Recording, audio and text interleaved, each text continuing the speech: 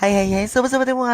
Lagi pada nungguin ya eyeshadow Revlin produksi kembali. Dan eyeshadow Revlin akhirnya beredar kembali di pasaran guys. Nah ini dia, ada yang warna coklatnya dan juga ada yang warna peachnya. Nah ini kemarin yang bener-bener discontinue, akhirnya mereka beredar kembali guys. Ya Allah, seneng banget. Eyeshadow ini tuh harganya murah banget dan juga super pigmented banget guys. Coba kita pakai yang warna orange-nya ya guys. Tuh lihat, aku nggak pakai base eyeshadow sama sekali dan keadaan kelopaknya tuh super kering.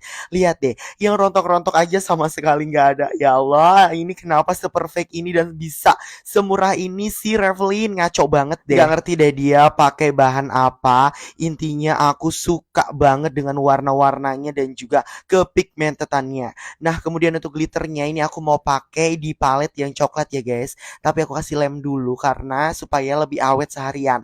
Nah, ini banyak banget warna glitternya di palette yang coklat. Tinggal aku ambil menggunakan jari dan aku tap. Wow, langsung meledak banget warnanya. Oh iya, untuk kalian yang mau beli bisa langsung kunjungi Shopee aku aja guys. Nomor 55 ya guys.